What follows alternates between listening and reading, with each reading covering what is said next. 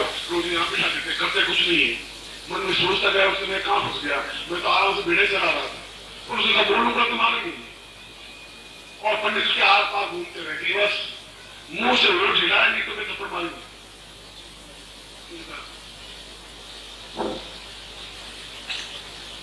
उसको कुछ पूछे तो अब ठीक तैयार हो। पंडित गया था भोज के पास में कि एक बहुत बड़े विद्वान संत आए, योगी, हिमालय से भी कुछ लगे नहीं आए, सीधे बीते रुके भी नहीं, आकाश मार्ग से उतर के आए और हमारे गुरु। उनका पंडित आपके गुरु, और मेरा तो बड़ा सौभाग्य आपके गुरुदेव खुद यहाँ पधारे हिमालय से। उनका 2000 साल की उम्र है, तुम समझते भी क्या, गुरु आते नहीं है। हमने बहुत प्रार्थना की, 1000 बार प्रार्थना की कि आप एक दिन के लिए आए, तो आए यहाँ हमने। और पिछले 20 वर्षों से बोलते भी नहीं, तो बहुत बड़े तपस्वी होंगे, मौन में रखा हुआ मुनि, योगी, साधु, सन्यासी, कोई लालच नहीं, कोई लोभ नहीं, कोई मोह नहीं, होना भी चाहिए। जब आपके गुरु में विद्वान तो होंगे, विद्वान सरस्वती उनके कंठ में बैठे हुए, वो बोलते हैं तो संस्कृत में धारा प्रवाह बोलते हैं, चारों वेद कंठस्थ है उनके। दादा बहुत जीवन में ऐसा तो कोई विद्वान मिला ही नहीं, अब तुम्हारे शादी हो जाएगी, तो विश्वास होने लगा, क्योंकि हमने ऐसे ही विद्वान को ढूंढ के निकाला है। राजा भोज अपनी रानियों को लेकर के और एक हीरों का थाल लिया, एक मूर्तियों से भरकर के थाल लिया, आभूषण लिए, मिठाई ली, आधे घोड़े लिए, और अपने सेनापति, अपने सेवक, अपने मंत्रियों सबको लेकर के पंडितों के साथ साथ उनके गुरु जी से मिलने के लिए बाहर गए। गांव के बाहर गए तो वो तिलक लगाए हुए, कपड़े वपड़े पहने हुए, फिर पहले तैयार करके सब बैठे हुए, बिल्कुल शरीर से मोटा ताजा था, बाल मीठे मिले में थे, बैठा बिल्कुल। तो एक हफ्ते बस अभ्यास नहीं करा रहा था, हिलना ही नहीं तुझे, हिलना तो पड़ पड़ेगी, बस बैठना से बैठेगा, मैं इधर देखना तो नीचे देखना। उसने एक बार पूछा भी कि मेरी भेड़ें घर पहुंची, नहीं पहुंची, उसने तो हमारी उसने कहा भेड़े तो भेड़ों की चिंता छोड़, अब भेड़ें अपने आप पहुंच जाएंगी, तो अभी थप्पड़ खाई नहीं खाई, जो ही मुंह से आवाज निकली नहीं और थप्पड़ पड़ी नहीं, आंख घूमी नहीं, थप्पड़ पड़ी नहीं। पहुंचा और शिष्यों ने वो पंडितों ने कहा कि गुरुदेव की जय हो, गुरुदेव की जय हो, हिमालय की गुरुदेव की जय हो, ये तो आज 2000 वर्ष की आयु का गुरुदेव है, और सब साष्टांग लेटने लगे। भोज के सामने मोतियों का थाल रखा, हीरों का थाल रखा, वो सब जिंदगी मोती देखी नहीं, भेड़ों का नाम जिंदगी देखा ही नहीं, उन्हें क्या सोचा कि ये थाली में है क्या, तो नजर भी नहीं लगी। उसने कहा कि अगर आंख नीचे दिखी तो थप्पड़ पड़ेंगे, ये तो आया अभी चला जाएगा आधे घंटे में, ये रात भर थप्पड़ में खाऊंगा, आंख नीचे करनी नहीं है। और फिर बैठे रहे, उसने महाराज आप हीरे मोतियों के ऊपर आई, इनके लिए कंकर पत्थर देखा ही नहीं, आपको देख लीजिए कितने त्यागी है। आज बोलने का वास्तव में आपकी गोली बहुत उच्च कोटि के समुद्र है, मैं देखा नहीं।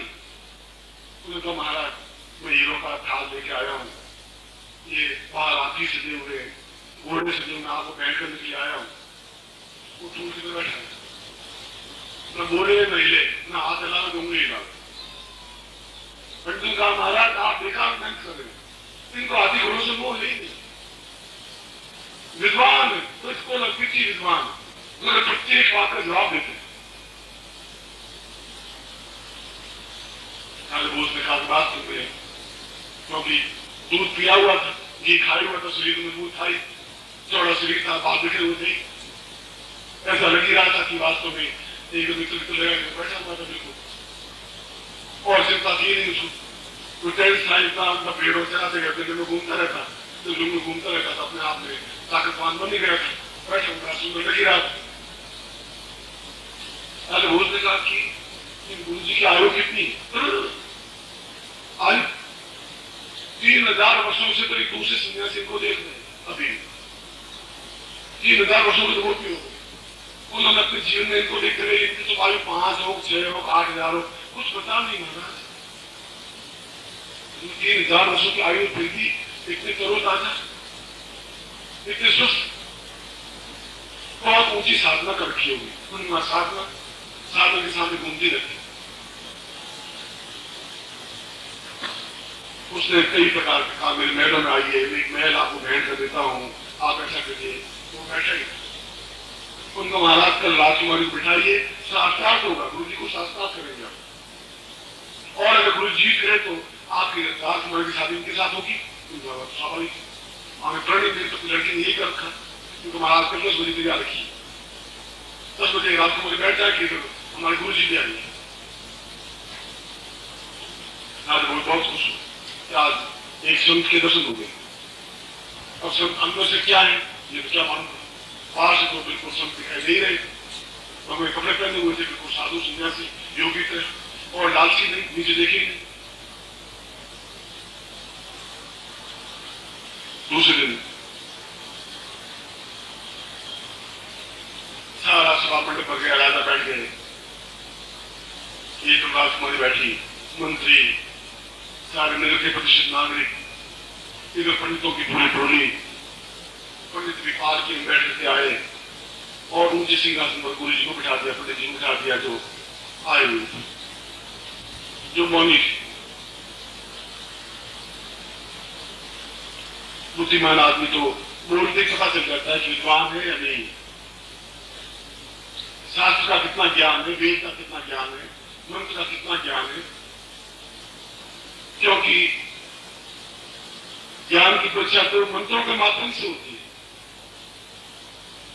उच्चारण करने से नहीं होती। बोलने से तो आप ही बोल देंगे तैयार होकर के, बाकी इस पुस्तकें पढ़ करके आप भी अपने आप में एक अच्छे वक्ता बन जाएंगे। प्रत्येक नेता अपने आप में पूर्ण वक्ता है, किसी विषय पर बोला तो उनको बोल जाएंगे। हरिश्चंद्र पर पीता काटने जाना था, हरिश्चंद्र पर बोल लेंगे 1 घंटा। राजा भट्टी पे बोलना था तो भट्टी पे बोल देंगे, वेदों में बोलना तो वेदों में बोल देंगे। वैसे अपने आप में कुशल होता है, मगर पंडित नहीं है, विद्वान नहीं है, ये नेता है। बोलना एक अलग चीज, वेदों की ध्वनि, वेदों का मंत्र उच्चारण अपने आप में, वो अपने आप में एक अलग है। पंडित का पूछिए राजकुमारी को क्या पूछे, क्योंकि गुरु जी पूछे कुछ बात में उत्तर दे नहीं पाओगे तो खत्म है, मन नहीं रह जाए। कल तुम पूछो।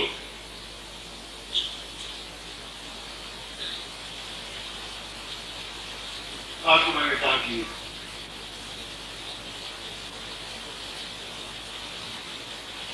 एक ही ब्रह्म, एक उंगली उठे।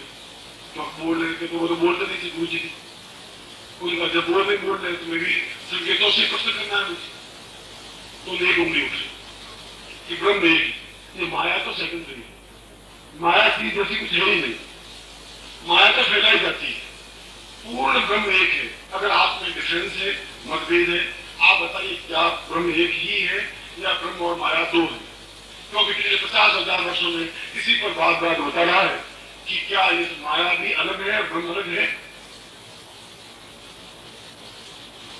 आज हमारे वही प्रश्न उठाए, गुरु जी ने देखा कि ये उंगली उठाकर मेरी आंख फोड़ रही है, अगर ये मेरी एक आंख फोड़ेगी तो 2 आंख फोड़ूंगा, उन दोनों उंगली उठाए। बहुत सुंदर, क्या गुरु जी ने कहा है? अरे गुरु जी ने क्या, उसने कहा कि गुरु जी ने कहा कि ब्रह्म अलग है, माया एक खाली ब्रह्म से विकास नहीं करता, माया भी रहना पड़ेगा।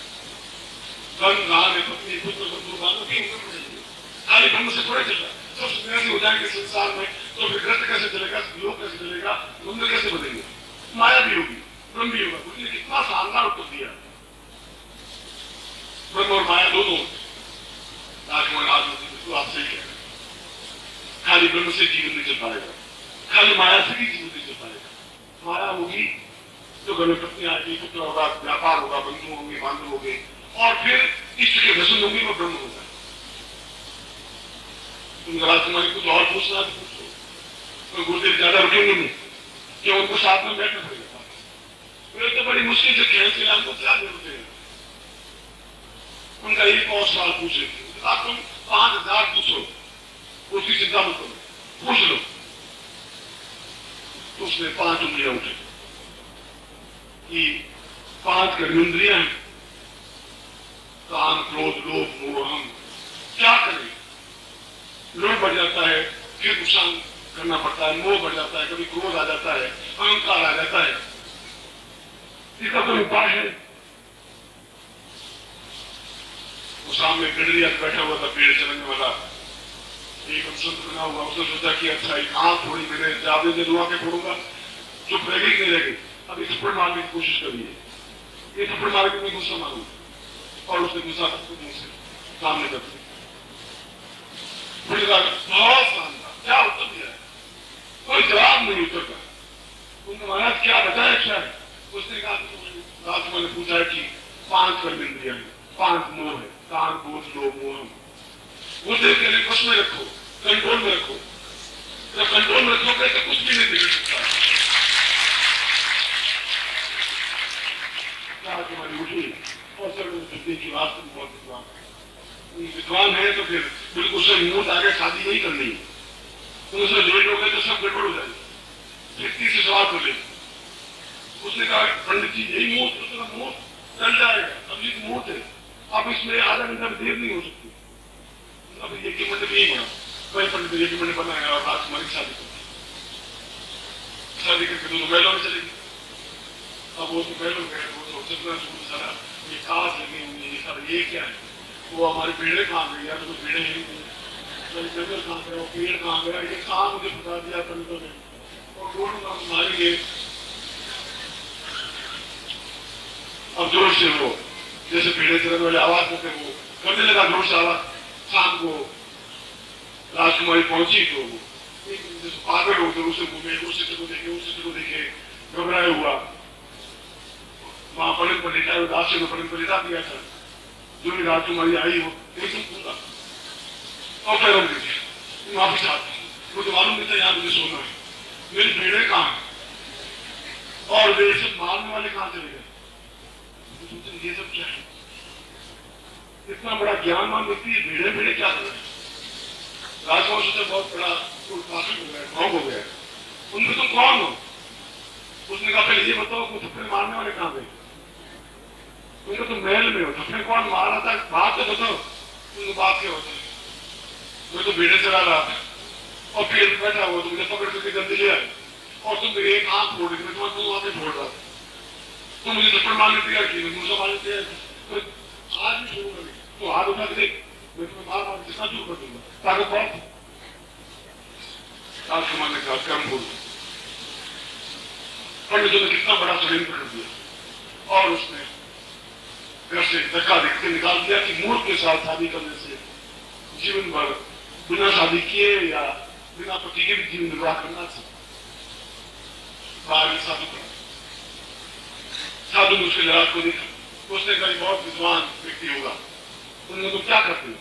तुम भेड़े चलाते, तुमका भेड़े नहीं, तुम्हें मैं दीक्षा देता हूँ, तुम मेरे साथ मंदिर में चलो। उसको मंदिर में ले गए और उसको रात देवी दीक्षा से लगा करके 108 पूरी दीक्षा थी, रोज एक नई दीक्षा।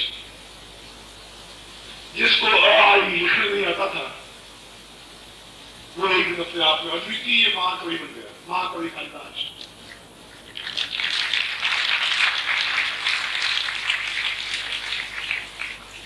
उसने कोई शिक्षा प्राप्त नहीं की थी, बस कोई स्कूल नहीं गया था, बहुत अपने आप में उच्च कोटि का कालिदास कहलाया, विद्वान कहलाया, योगी कहलाया। जो ग्रंथ लिखे वो अद्वितीय ग्रंथ लिखे। सारा हमारा साहित्य, हमारा शास्त्र दो बातों पर टिका हुआ है, गुरु पर। अगर गुरु कालिदास को नहीं मिलते तो कालिदास भेड़े चलाने वाला ही रहता। मैं उसका लक्ष्य गुरु को मालूम था कि इसको कहां पहुंचाना। अगर नारद नहीं मिलते वाल्मीकि को, वाल्मीकि सामान्य मनुष्य क्या रह जाता, अपने आप में वाल्मीकि ऋषि बन पाता, क्योंकि शास्त्र मर्यादा के अनुसार गुरु देख लेता है कि मुझे शिष्य को किस रास्ते से उस जगह पहुंचाना है और उस रास्ते पर पहुंचाना ही उस गुरु का कर्तव्य और धर्म है। और शिष्य को यदि अपनी पूर्णता प्राप्त कर लेनी, मान योगी, मान सन्यासी, मान शिक्षक,